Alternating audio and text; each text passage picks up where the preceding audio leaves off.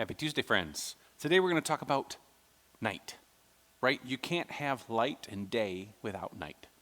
Now, I will acknowledge there are places that go through long periods of daylight where, if you're up in the very northern or very southern, well, you will get daylight 24 hours a day and just a little bit of darkness. But then you also get the reverse. Then eventually you get those nights that just go on forever.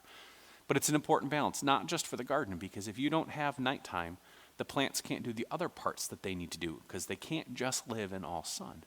And the night, for long, long times for people, has been a scary thing because we can't see as well. We don't have the ability, like a lot of creatures, to see in the dark. And so we've created all sorts of gadgets. Probably the most used gadget in the night is a light, a flashlight, something like this. Some of you will probably remember doing flashlight tag and the like.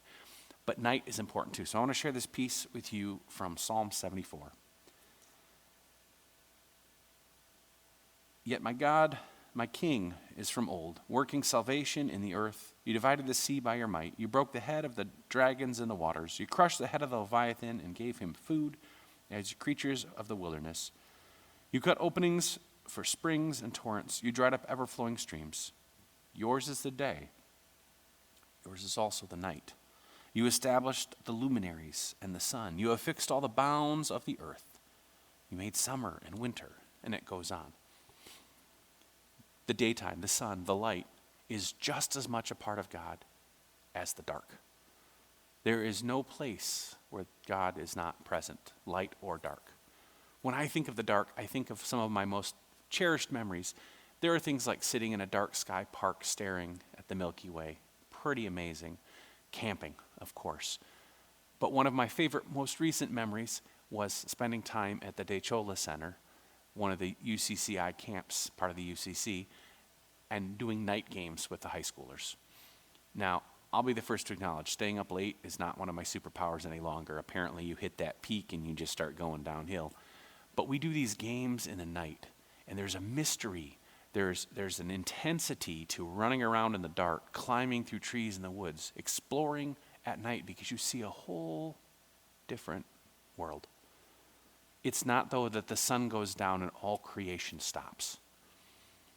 If you wander around in the dark, especially at a place like Dechola or up to Moon Beach, something like this, you will find there is a whole nother world that exists in the night, not just from the ones we know like owls and bats and the like, but all sorts of critters that move around and all sorts of things, with the reminder that even in the night, God is still present, God is still active.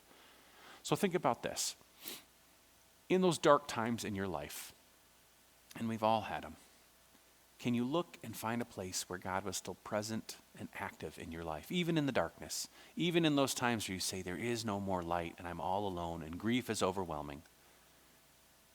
Can you see those places now that you've had some time, where God was still present? Maybe it wasn't big lightning bolts and flashes type of things. Maybe it's just in the people that sat with you. Maybe it's in the ways that the world reformed around you after something dark, where you can say, even still, God is with me. I hope when you find those dark places, you can think of the beauty that is in that darkness and remember that God is always with you, whether you like it or not. I'll see you soon.